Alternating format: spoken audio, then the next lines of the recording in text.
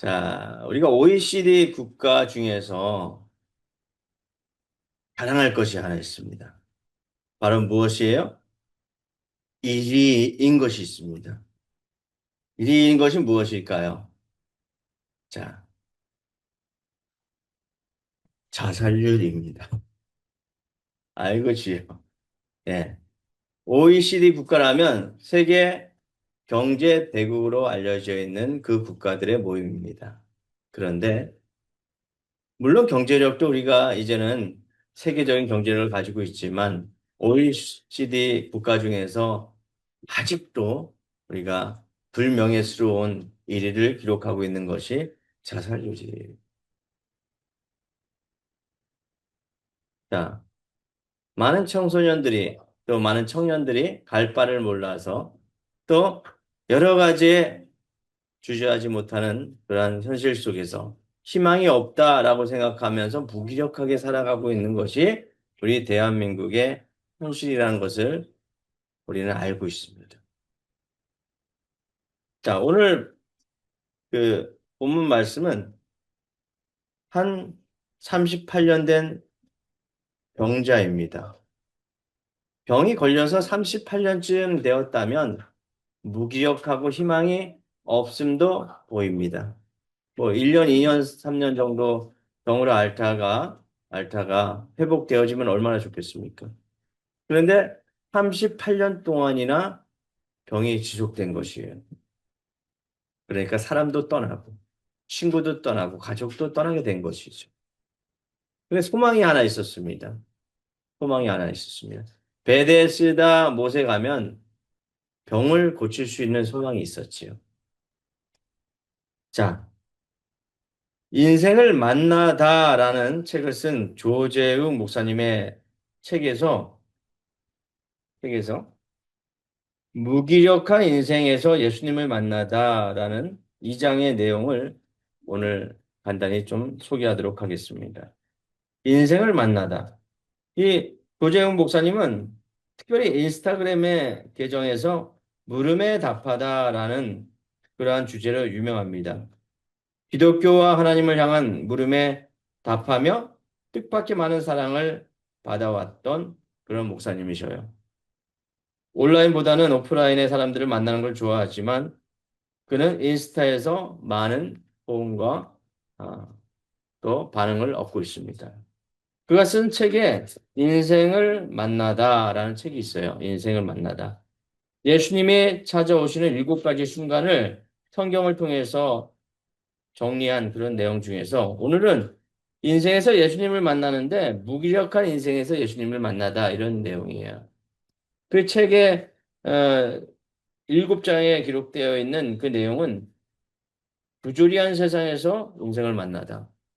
그리고 텅 빈 인생에서 예수님을 만나다. 또 고통스러운 세상에서, 인생에서 예수님을 만나다.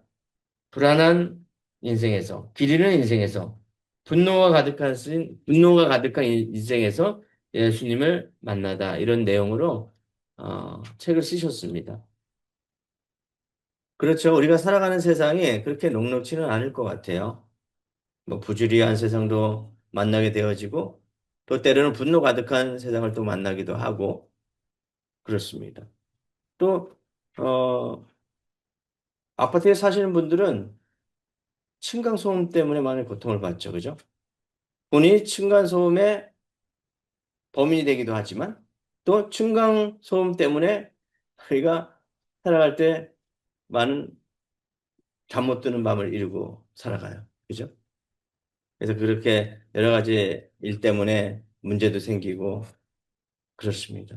그래서 조심스럽게 살아가는 그러한 삶을 볼 수가 있어요. 근데 오늘은 좀 무기력한 세상에서 예수님을 만나는 그런 내용이에요. 38년 정도 어, 병을 앓았다. 그럼 소망이 없지 않겠습니까? 이제는 더 이상 앞날을 바라볼 수 없고 또 텅 빈 마음이 그 안에 가득하지 않을까 생각이 듭니다.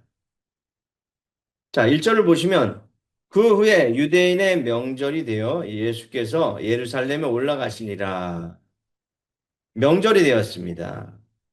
예루살렘 명절이 되었을 때, 특별히 이제 유월절, 어, 그 귀한 명절이 있죠. 유대인들이 하나님 앞에 제사를 드리고 또 양과 소를 잡아서 또는 비둘기와 여러 가지 곡물을 빻아서 그 하나님 앞에 올려드리는 제사를 올려드리는데 특별히 이제 명절이 되었습니다. 예루살렘에 제사를 지내기 위해서 많은 사람이 모여들죠. 이절에 보니까 예루살렘에 있는 양문 곁에 히브리 말로 베데스다라 하는 못이 있는데 이렇게 쓰여 있습니다. 히브리어로 베데스다. 이 베데스다는 히브리어로 바이트, 집과 헤세드, 우리 잘 아시죠? 은혜, 자비라는 뜻이에요. 이 두 단어가 합성되어진 아주 자비의 집, 은혜의 집이라는 뜻입니다. 자비의 집, 은혜의 집.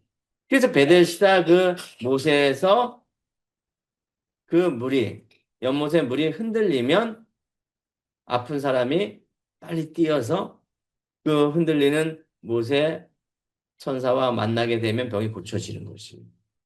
천사가 물을 막 흔들리면 그 흔들리는 물속에 들어가야 됩니다. 얼마나 경쟁이 치열하겠습니까? 그죠? 치열하겠죠. 우리 아이들 달리기 하는 거 보니까 아주 경쟁이 치열하더라고요. 4명, 5명이서 이렇게 100m 달리기를 하는데 얼마나 힘을 주어서 뛰는지 몰라요. 신발이 벗어져도 모르게 뛰어갑니다. 자, 상상이 되십니까? 병자들이 다리가 아픈 병자, 팔이 없는 병자, 뭐 질병이 있는 병자 있을 거예요. 막 뛰어가는데 한 명만 고치는 거예요. 그 나머지는 또 주저하고 또 그 베데스다 연못에 그 행각이 5개가 있었습니다. 그 행각에서 또 기다리는 거예요. 또 그 흔들릴 때 또 기다리는 거예요. 자, 거기서 밤낮 없이 기다리는데 상상을 한번 해보십시오. 행각이 5개 있는데 병자들이 이렇게 쭉 모여 있는데 뭐 병자들이 먹을 게 있겠습니까? 그죠? 이렇게 38년씩이나 되었으면 이제 먹을 것도 없을 거예요. 그래서 구걸을 해서 그의 삶을 연명했을 거예요. 그러다가 죽으면 이제 예, 밖으로 이제 끌려나가서 이제 이렇게 장례를 치러주는 그런 광경을 볼 수가 있습니다. 자, 예루살렘 성은 자, 이곳의 중심인 성전을 두고 있으며 동서남북 8개의 문이 있습니다. 동쪽에 1개, 서쪽에 4개, 남쪽에 2개, 북쪽에 1개. 이 중에서 여기에 언급된 양문, 양문은 양의 문이에요. 양문 교회라고 들어보셨죠? 성경의 양의 문. 그래서 예수님께서 이렇게 양들이 나갔다 들어오면 거기에서 예수님께서 보시면서 문제가 있는지 없는지. 그러니까 이렇게 확인하는. 뭐 예수님뿐만 아니라 목자가 이제 확인하는데 목자를 이제 예수님으로 비유하니까 그렇게 양문 교회라고 이름을 붙여 넣기도 합니다. 그래서 우리를 양으로 비유한다면 예수님께서 어, 너희 인생 잘 살았느냐? 하루 아침부터 밤까지 이렇게 나갔다 들어오는데 고생했다 그러면서 위로해 주시는 예수님을 상징할 수가 있을 것 같아요. 자, 양문. 북쪽의 문으로서 예루살렘 북쪽 성곽의 함메아 망대 근처에 있는 문인데 수산문 또는 황금문이라기도 불렸었습니다. 또는 베냐민 문, 동일한 문입니다. 자, 이 유대인들, 이 문은 자비의 문으로 인식되었는데, 자비의 문으로, 이 문을 통해서 제물에 바쳐질 짐승, 그 짐승을 이 문으로 몰아들여서 취했습니다. 그리고 번제단에 드려질 희생 제물 있죠. 이 희생 제물을 그 베데스다 그 물을 통해서 때로는 씻기도 하고, 그리고 하나님 앞에 올려드렸던 그러한 곳입니다. 자, 번제단의 희생 제물의 죄는 아무 데에 버릴 수가 없었죠.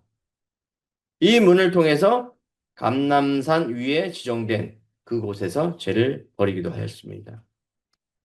그래서 하나님께서 성전에서 자기 백성들의 죄를 용서하는 구원의 문, 자비의 문이라고도 불리어졌습니다. 또 양문 곁에, 양문 쪽 위치하여 가축 시장이 있을 것으로 추측이 되어집니다. 자, 3절 한번 볼까요? 그 안에 많은 병자, 맹인, 다리 저는 사람, 혈기 마른 사람들이 누워 물의 움직임을 기다리니. 자, 물의 움직임을 기다렸다. 자, 이곳은 병실 같은 그런 역할을 하였습니다.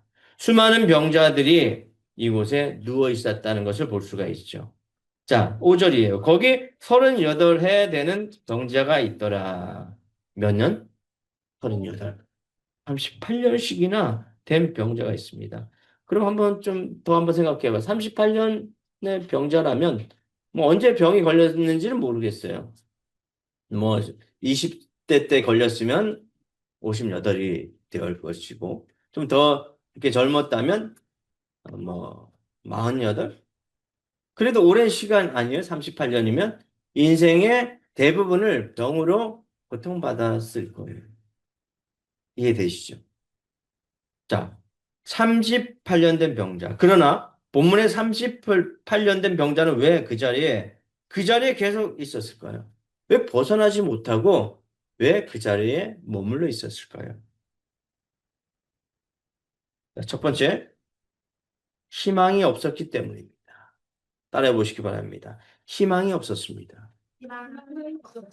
다른 것을 선택할 희망이 없었어요. 무기력해져 있었다는 것이죠. 병이 오래되면 사람이 이런 방법 저런 방법 다 써봐요. 근데 그 방법도 안 되면 어떻게 됩니까? 이제는 무기력해 돼요. 이것도 안 되고 저것도 안 되고 이제는 어쩔 수 없구나 라고 무기력감에 빠집니다. 6절입니다. 예수께서 그 누운 것을 보시고 병이 벌써 오래된 줄 아시고 이르시되 내가 낫고자 하느냐 낫고자 하느냐. 연못가에 누워있는 그를 본 순간 예수님은 그가 살아온 인생 전부를 보셨습니다. 베데스다의 소문을 처음 들었을 때만 해도 병에서 해방될 것이라는 기대감에 부풀어서 그 연못에 갔을 거예요. 하지만 반복되는 실패 속에서 때로는 분노, 때로는 자포자기, 그리고 시간이 너무 지나 무기력에 빠지게 되었다는 것을 예수님은 너무나도 잘 알고 있었습니다. 그래서 병이 벌써 오래된 줄 아시고라고 말씀하시는 거죠. 그가 연못 행각에서 오랜 세월 동안 보낸 줄 알고 있었습니다. 38년 된 병자는 세상 소문에 쫓겨서 여기까지 왔어요. 거기 가면 병을 고칠 수 있을 거야. 거기 가면 좋은 약이 있을 거야. 거기 가면 나의 문제를 해결받을 수 있을 거야. 거동이 불편했지만 불편한 몸을 안고 그 베데스다 못에 갔습니다. 또는 이 떠드는 소문을 듣고 그 소문에 내가 주인공이 되지는 않을까 하면서 나름 희망에 부풀어서 베데스다를 찾았습니다. 하지만 몸이 불편한 이 38년 된 병자는 누가 도와줄 사람이 없었어요. 친구도 없었어요. 친척도 없었습니다. 그에게 남은 사람은 아무도 없었다는 것이죠.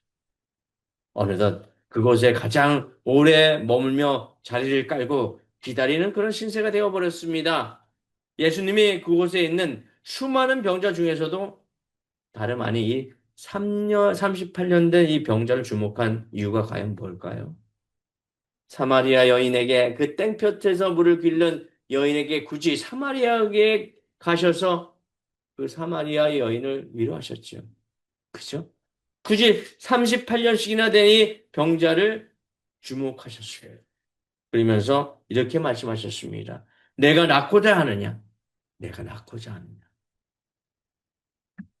자, 여러분, 이렇게 오래된 병을 앓고 있는 사람에게 내가 낳고자 라고 이야기한다면 어떻게 대답하겠습니까? 네, 낳고자 합니다. 이렇게 대답할 거예요. 그죠? 그런데 본문을 보니까 네, 낳고자 라고 말씀을 하지 않고 여러 가지 이야기를 합니다. 당연한 질문 앞에서. 어느새 그 병자는 무기력해지고 희망이 없어졌습니다. 이제는 나을 수 없다는 것이 그의 몸에 배어 있었습니다. 절망과 무기력이 그의 삶 속에 배어 있었다는 것이에요. 그래서 7절에 병자가 대답합니다. 주여, 물이 움직일 때에 나를 못에 넣어 주시옵소서. 넣어 준 사람이 없어요. 내가 가는 동안 남들이 나보다 먼저 들어갑니다. 라고 상황을 설명하는 거예요. 예수님이 병을 고칠 수 있는 그런 분인데도 불구하고 예수님을 알아보지 못합니다. 그리고 나를 저 못 가운데 흔들릴 때 넣어주세요. 라고 예수님께 간청을 합니다. 나는 틀렸어. 이제 소망이 없어. 내 인생은 변하지 않을 거야. 어떤 사람도 나를 도와주지 않을 거야. 이제 좌절과 분노 속에 살아갑니다. 여러분, 이것이 이 사람의 모습입니까? 우리의 모습도 한번 잘 돌아보시기 바랍니다. 여러분 삶 가운데 무기력에 빠져 있지는 않습니까? 희망을 잃어가고 있지는 않습니까? 오랜 병으로, 나도 모르는 삶의 질환으로 인해서 이렇게 살아가고 있지 않습니까? 저를 낫게 해주십시오. 그 근원의 본질은 과연 무엇입니까? 적극적으로 낫고자 하는 의지와 희망이 아닌 왜 병에서 나올 수 없는지에 대한 절망에 대해서 말하고 있습니다. 그래서 그냥 돈이나 좀 주시옵소서. 내가 여기에서 병을 낫는 것이 중요한 것이 아니라 이제는 내가 버틸 수 있도록 나에게 좀 돈을 주시옵소서. 조금만 내가 여기서 버티다가 어떻게 되는 신세가 됩니까? 장례식장으로 가는 그런 신세가 되어지는데도 불구하고 희망이 없이 살아간다는 것이죠. 자, 왜 또 그 자리에 벗어나지 못할까요? 이 38년 된 병자는 갈 바를 알지 못했기 때문에 그랬습니다. 대안이 없었습니다. 여러분, 38년 된 병자에게 이제는 더 이상 내려갈 수 있는 곳이 없어요. 7절에 보면 내가 가는 동안에 다른 사람이 먼저 내려가나이다. 이제는 인생 자체가 소망이 없어요. 더 이상 여기서 벗어나도 다른 길이 없다는 거예요. 좀 다른 대안이 있으면 다른 길에 가서 다른 데서 와서 그 몸이 치유되고 치유를 받을 텐데 이제 대안이 없습니다. 여러분 삶 가운데 해결하지 못할 문제 가운데 무기력한 가운데 여러분 갈 바를 몰라서 대안이 없을 때가 있습니까? 그럴 때가 있죠. 있지 않습니까? 나의 문제, 그 문제 앞에서 대안이 없어요. 해볼 걸 다 해본 것 같아요. 나의 방법대로 다 해본 것 같습니다. 그 헛된 소문을 쫓아 여기까지 왔는데 원하는 것을 얻은 것 같지만 이제는 소망이 없어졌습니다. 이곳에 머물러 있어봤자 이제 병이 낫지를 않는 것을 알게 되었어요. 4절입니다. 이는 천사가 가끔 못에 내려와 물을 움직이게 하는데 움직인 후에 먼저 들어가는 자는 어떤 병에 걸렸든지 낫게 되미로라.